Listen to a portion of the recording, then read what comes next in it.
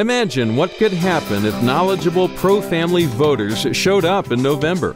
CitizenLink is working on a massive project to identify, inform, and motivate people like us in key states. You can help. Go to CitizenLink.com and click on the banner. Because the Senate and the House are both really important parts of the Congress, which is the decision-making of our whole country. So it's pretty important that we choose the right one. This is the CitizenLink Report. Hi, I'm Stuart Shepard, along with Brad Miller, who is our Director of Alliances and who is working very closely with our election efforts this year. Hi, Brad. Hey, Stuart. What an interesting season this is. You know, they always talk about the October surprise in election season and what happens in October. But what's happening is not necessarily what you'd usually expect. For example, the reliably liberal Washington Post says its experts put the chances of a change in power in the Senate at 94%. The reliably liberal Denver Post announced which Senate candidate it would endorse in Colorado, and they chose the conservative, Cory Gardner. And writing about the incumbent, Democrat Mark Udall, they said, his obnoxious one-issue campaign is an insult to those he seeks to convince. Ouch!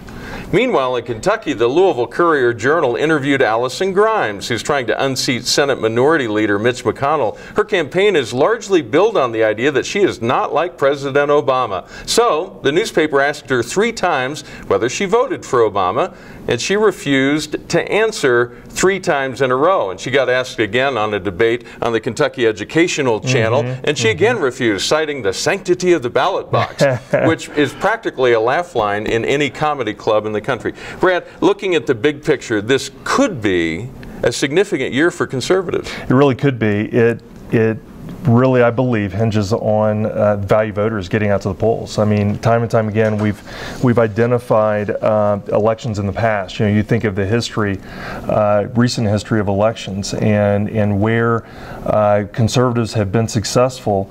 It has almost across the board. It's been where and when social conservatives have gotten excited and actually gone to the polls, and so that it's just critical, Stuart. And the key there is to go to the polls, because you can't say, oh, this one's going to be a win, so I can take this year off. That's right. That's right. Or at least, you know, if you have a at-home ballot and you fill it out and make sure it gets in the mail. Make sure your vote is counted. That's the critical thing. Now, you've been working with a very large-scale effort to get pro-family voters to the polls in key states, 10 states that we're working in right now around the country. That's right. We also recently met a fundraising goal. Just as a note of encouragement to the folks who are watching, share with us what that was about. Stuart, it is absolutely incredible. I mean, our constituents, the folks who are watching, the people who support the organization CitizenLink have just risen to the challenge. $2.8 million has been raised, and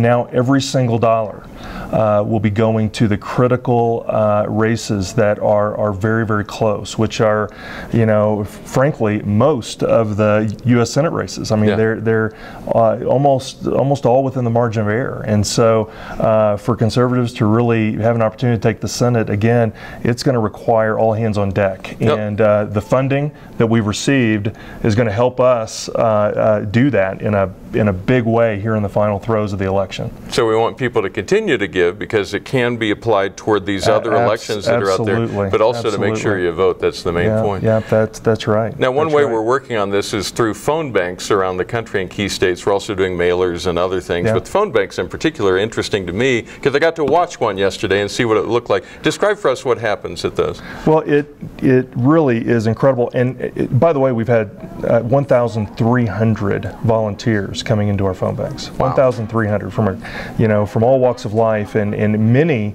are young people, as you saw the other day when you were here at the Colorado Family Action Phone Bank here at CitizenLink. And so the Family Policy Council here in Colorado has organized mostly homeschoolers, mostly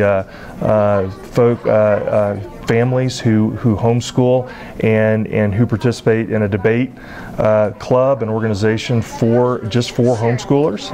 And so it's a group of young people who are just absolutely amazing. I mean, you saw what they did the other night here at the call center, and we've made nearly 3 million phone calls. Wow. 3 million voter contacts via telephone. We will do an additional 2 million plus voter contacts via direct mail.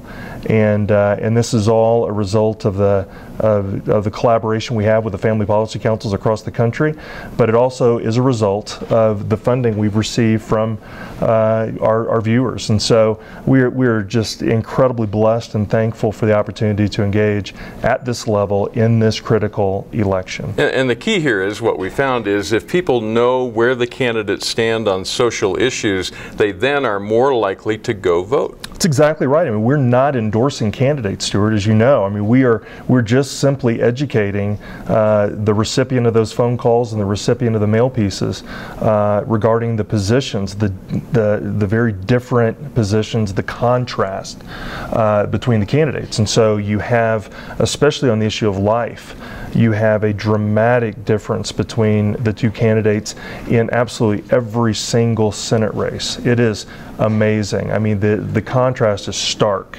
And many of our listeners, the recipients of the phone calls, I should say, unfortunately aren't aware of the positions of the candidates. They're just not aware, and so our job has become very, very important because we have to, be a part of this process and make the constituency, make the voters aware of the differences of these candidates. I had the opportunity to talk to a couple of the students who were helping us out the other day. Sarah and Gentry will have to wait a few years before they themselves get to actually go vote, but they were really enjoying the process of encouraging others to take part this year.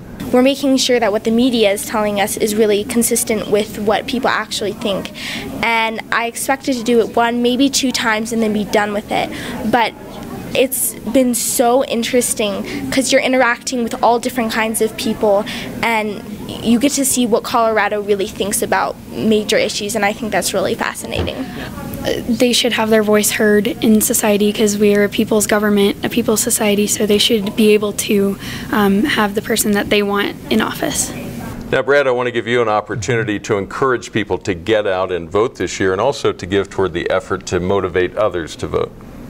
Well, it is incredibly important, as we've said, for everyone who can vote to vote, especially in those key Senate races. Every vote counts everywhere, but in the critical races where these races will be won or lost in the margins, and when I say in the margins, I mean I believe within thousands of votes in some of these key Senate races, it is critical for people of faith to vote and to be counted. And so I would encourage everyone listening, everyone watching this today, not only to vote, but to talk with their neighbors, talk with those who they sit with next to in the pews in church on Sunday.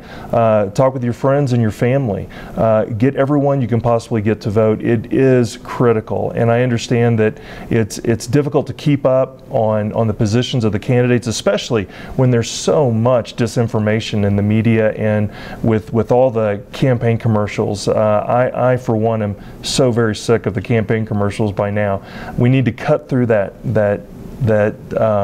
fluff and the issues surrounding those campaign commercials and just recognize it is our duty to vote as citizens of this great country and especially people of faith, voting for those candidates who represent our values. And so I would just encourage everyone listening and watching today to vote their values and be a part of the process this year.